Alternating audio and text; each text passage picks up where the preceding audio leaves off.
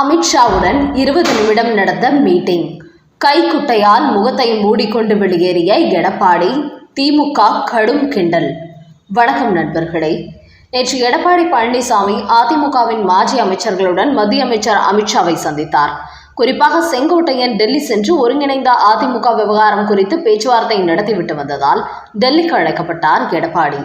இந்த சந்திப்பின் போது 45 நிமிடங்கள் மாஜி அமைச்சர்களுடன் இணைந்து அமித்ஷாவுடன் ஆலோசனை நடத்தியுள்ள எடப்பாடி பழனிசாமி அதன் பிறகு அவர்களை வெளியேற்றிவிட்டு 20 நிமிடங்கள் அமித்ஷாவுடன் தனிமையில் மீட்டிங் போட்டுள்ளார். அப்போது சில முக்கியத்துவம் வாய்ந்த விஷயங்கள் பேசப்பட்டதாக கூறப்படுகிறது. ஆனால் இப்படி தாங்கள் அனைவரும் சேர்ந்து டெல்லிக்கு சென்ற போதும் தங்களையெல்லாம் வெளியில் அனுப்பிவிட்டு அமித்ஷாவுடன் எடப்பாடி தனிமையில் பேசியது அதிமுக புள்ளிகளுக்கு அவர் மீது அதிருப்தியை ஏற்படுத்தியிருக்கிறதாம். நாமெல்லாம் அவருக்கு ஆதரவாக செயல்பட்ட போதும் நமக்கு தெரியாமல் இவர் ஏதோ ரகசிய காய் நகர்த்துகிறார், அதனால் தான் நம்மை வெளியில் அனுப்பிவிட்டு இவர் பேச்சுவார்த்தை நடத்துகிறார் என்று அதிமுக புள்ளிகள் தங்களது ஃபீலிங்ஸை வெளிப்படுத்தியுள்ளார்கள். அதே சமயம் எடப்பாடி பழனிசாமிக்கு ஆங்கிலம் பேச தெரியாது என்பதால் மொழிபெயர்ப்பாளர் ஒருவரை மட்டும் அழைத்து சென்றிருக்கிறார்.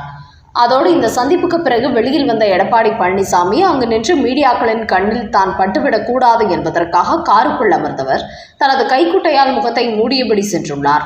என்றாலும் அங்கு கூடி நின்ற மீடியாக்கள் அவரை படம் பிடித்து விட்டார்கள்.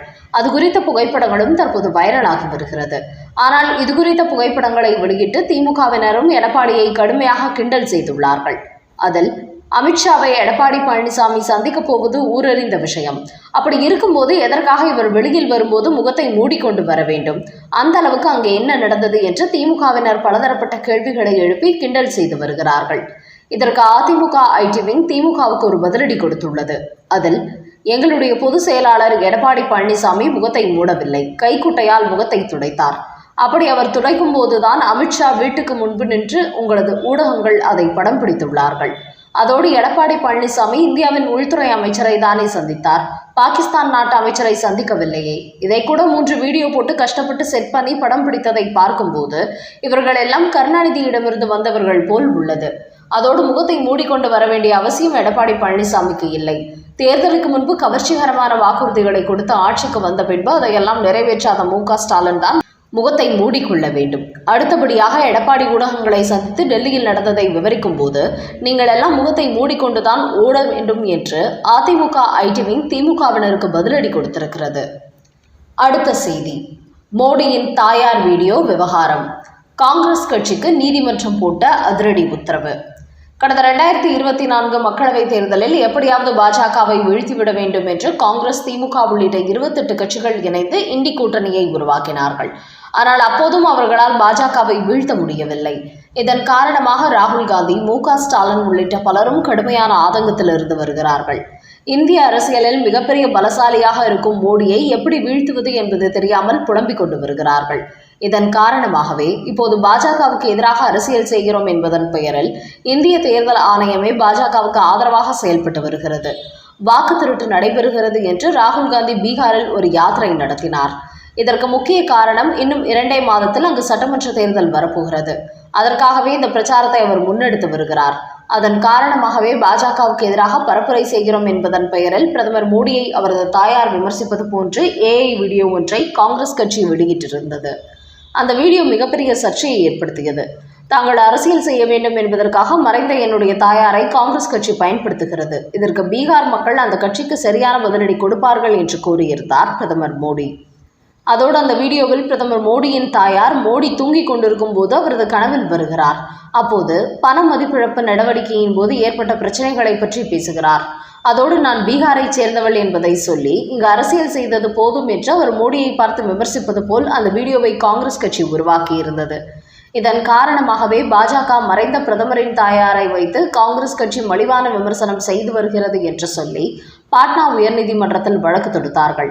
இந்த வழக்கு இன்று விசாரணைக்கு வந்தது. அப்போது நீதிபதிகள் இதுபோன்ற வீடியோ வெளியிடுவது இந்திய அரசியலமைப்பு சட்டப்பிரிவு 21 மனித கண்ணியத்தை மீறும் செயலாகும். வாக்கு வங்கி அரசியலுக்காக இப்படியெல்லாம் அரசியல் கட்சிகள் வீடியோ வெளியிடுவதை அனுமதிக்க முடியாது. அதனால் இந்த வீடியோவை வெளியிட்ட காங்கிரஸ் கட்சி உடனடியாக நீக்கம் செய்ய வேண்டும் என்று பீகார் காங்கிரசுக்கு பாட்னா நீதிமன்றம் உத்தரவு போட்டுள்ளது. அதோடு வீடியோவை நீக்குவது சம்பந்தமாக பீகார் காங்கிரஸ் மற்றும் எதிர்க்கட்சி தலைவர் ராகுல் காந்தி ஆகியோருக்கும் நீதிமன்றம் நோட்டீஸ் அனுப்பியிருக்கிறது. இப்படி பாட்னா உயர்நீதிமன்றம் ஒரு தீர்ப்பை சொன்னதை டெல்லி பாஜக வரவேற்றுள்ளது.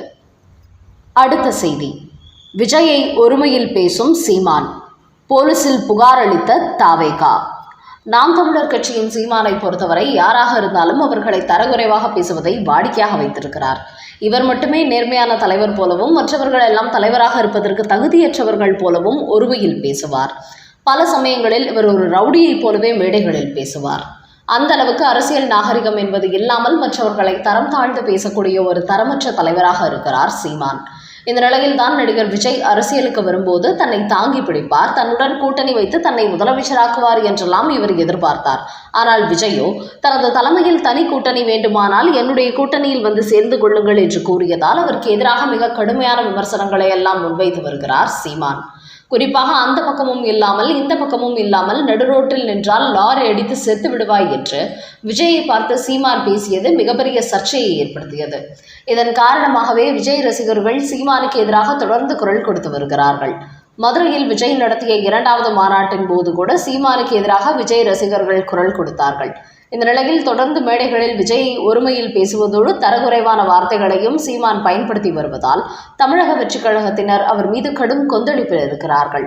அதோடு இப்படி தான் பேசுவதால் விஜய் தனக்கு பதில் கொடுப்பார், அவரை தனது அரசியல் எதிரியாக்கி விடலாம் என்பது போன்று சீமான் திட்டமிட்ட போதும் அவர் என்ன பேசினாலும் அதற்கு விஜய் பதில் கொடுப்பதாக இல்லை.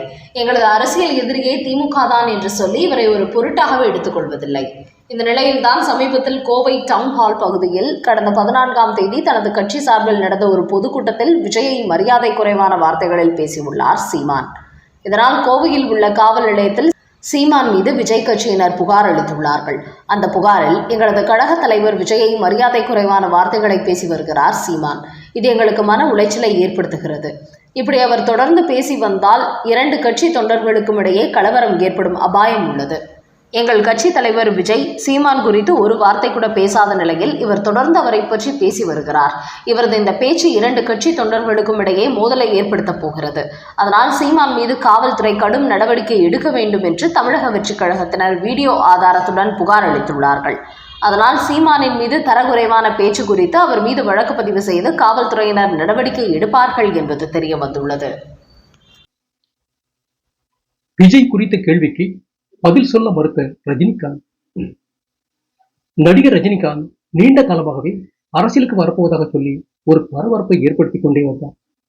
குறிப்பாக தனது படங்கள் திரைக்க வரும்போது அரசியல் பேசி பரபரப்பை ஏற்படுத்துவார். இந்த நிலையில் கருணாநிதியின் மறைவுக்கு பிறகு கட்சி தொடங்க போவதாக அறிவித்தவர் கடைசி நேரத்தில் பின்வாங்கிவிட்டார். ஆனால் நடிகர் விஜய் தான் சொன்னபடி கட்சி தொடங்கி தற்போது 2026 சட்டமன்ற தேர்தலை சந்திக்க தயாராகி கொண்டு வருகிறார். தற்போது அவர் பிரச்சாரத்தை தொடங்கியிருக்கும் நிலையில் அவர் செல்லும் இடங்களில் எல்லாம் தொண்டர்களின் கூட்டம் அலைமோதுகிறது. இதன் காரணமாகவே திமுக அதிமுக தரப்பு கடும் அதிர்ச்சி அடைந்திருக்கிறது. இந்த நிலையில் இன்று மீடியாக்களை சந்தித்த ரஜினிகாந்திடம் நடிகர்களுக்காக கூடும் கூட்டம் எல்லாம் ஓட்டுகளாக மாறுமா என்று நிருபர்கள் ஒரு கேள்வி கேட்டார்கள். அதை கேட்டு அதிர்ச்சி அடைந்த ரஜினி அதற்கு பதில் கொடுக்காமல் நோ கமெண்ட்ஸ் என்று சொல்லிவிட்டு நழுவிவிட்டார். ஏற்கனவே விஜய் குறித்து முன்பு ஒருமுறை கேள்வி கேட்ட போது அரசியல் குறித்து கேட்காதீர்கள் என்று ரஜினிகாந்த் எஸ்கேப் ஆகிவிட்டார் என்பது குறிப்பிடத்தக்கது.